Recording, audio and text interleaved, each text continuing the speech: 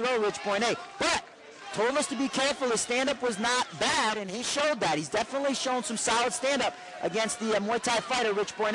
Yeah, he's been able to stand with Boyne, and that is certainly not an easy task. Ask Kevin Roddy, he'll tell you. You see both of these guys with great rhythm in their stand-up.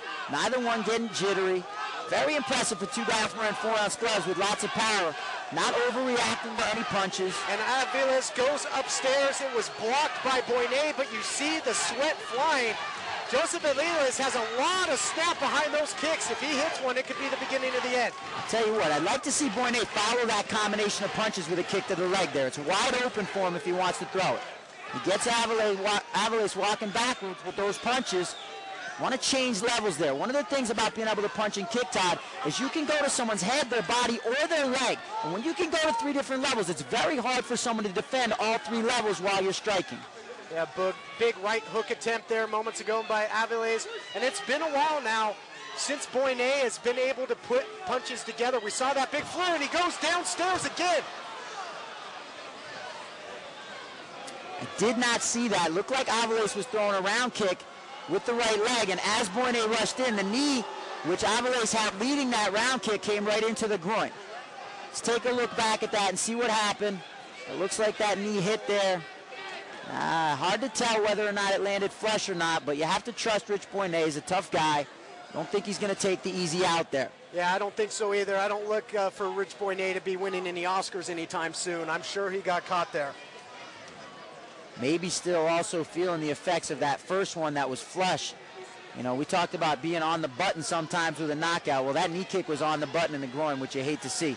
This time, maybe the after effects still lingering from that first shot. Doesn't take a lot, Todd. When you get hit there, it doesn't need to be flush, doesn't need to be clean. It's scary, and it hurts. Referee Kevin Mulhall went over and checked in with the judges. You'd hate to see this fight end off of a foul.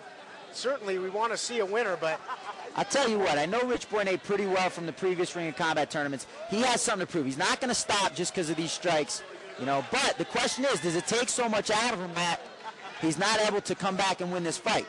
Again, you mentioned here at this point, when a fighter is injured at the hands of an illegal strike, he'll have a 5-minute recovery period. So now going in the corner, he's going to try and shake it off. And not taking much of that 5 minutes, and Boyne is going to step right back in there. I thought he won that first round, but so far in the second round, Aviles has done enough to take this second round. Nice solid round kick to the body where Aviles has been going up high with that right leg. You saw Boyne raise the arms. Aviles threw it to the body instead. Very nice technique right there. So can Rich Pitbull Boyne answer back here? Can he shake it off? Aviles looks very, very composed in there. Looking confident. Boyne's landed one solid combination in the second round, but hasn't done as much, hasn't been as active as Aviles. I thought he took the first round, but he doesn't want to give this second round to Aviles by being complacent and maybe have a split decision. Oh, that doesn't look like complacency to me, Thad Campbell. Right round 2. I don't know if Rich Boyne can hear us here at ringside, but he answered the call.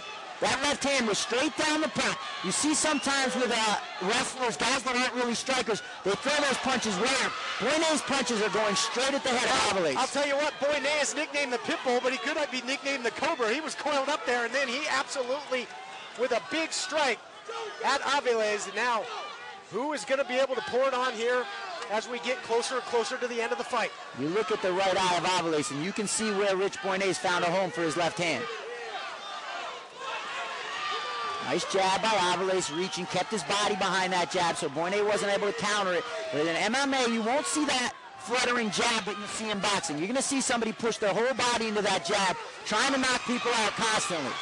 Boyne was able to duck under that punch and then secured the body lock, was going to try and take him down, but... See what he did there, though, Todd. He pushed the arms down to the hips, pushed himself off and created space. He wanted no part of that clinch with Aviles, used the clinch to get range, to keep from getting punched, then broke it off very cleanly. You can see that's something he's obviously been working on in his training.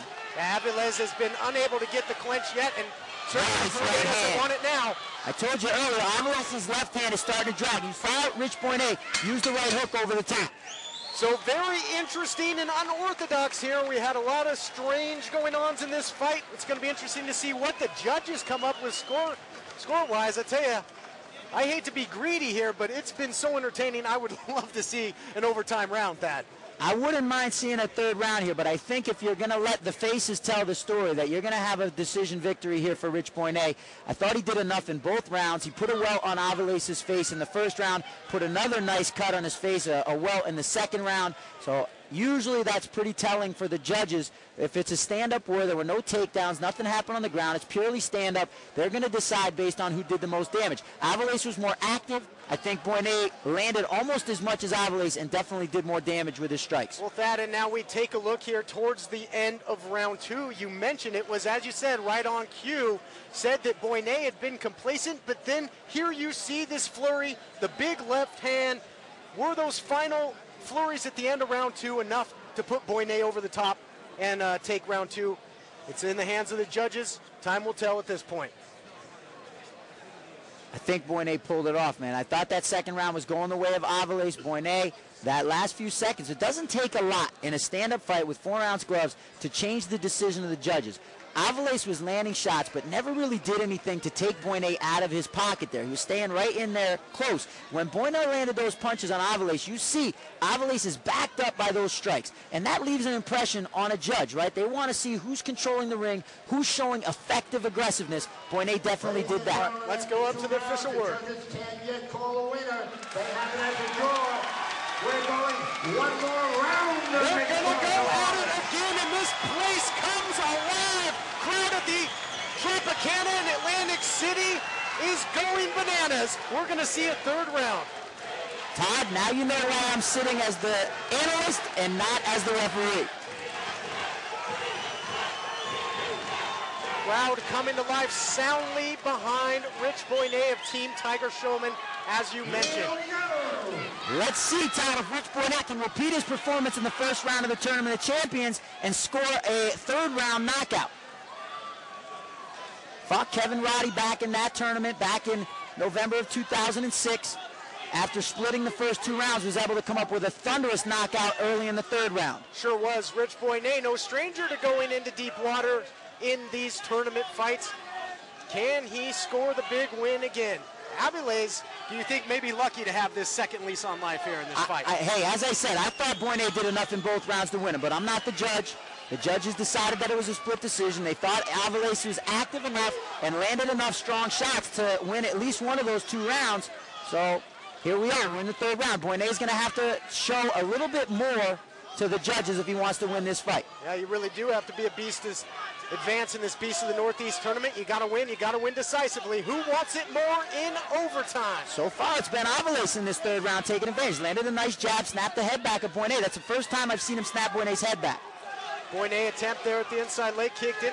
And a nice little receipt there by Avilase. You see some red on that front leg of Boyne now. Those low kicks took their toes. Landed a couple of them, Avilase has. See if that takes away any of the power. Sometimes when you lace up that front leg, you can take away the power of your opponent. It's definitely something Avilase would like to see. Take away that left hand. Oh! Look out, Avilase! Caught him out of nowhere. Boyne tried to charge in again, but he got caught. And amazingly, Avilase outstrikes the striker. Wow. Todd, just when it looked like Boyne was going to knock out Avilase, Avilase comes back and knocks out Boyne. Wow. So it wasn't Boyne to score the knockout in the third and overtime round. It was Avilase. Boyne was confident. He was throwing caution to the wind, and Avilase caught him. You mentioned he said his striking's okay. I'd say it's a little bit better than okay. We call him a judoka. He is not a judoka anymore, Todd. He is an MMA fighter. Proves it with this third round knockout.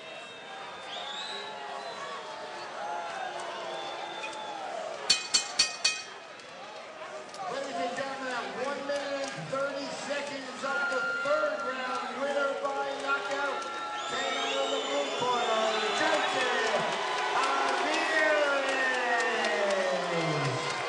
Avilase gets the win. Just a disgusted look on the face of Rich Boyne, but the two men embrace, showing some sportsmanship.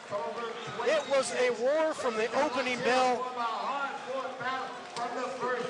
That's hard, you know, when you're rushing in like that and you get hit. Boyne feels he lost his balance.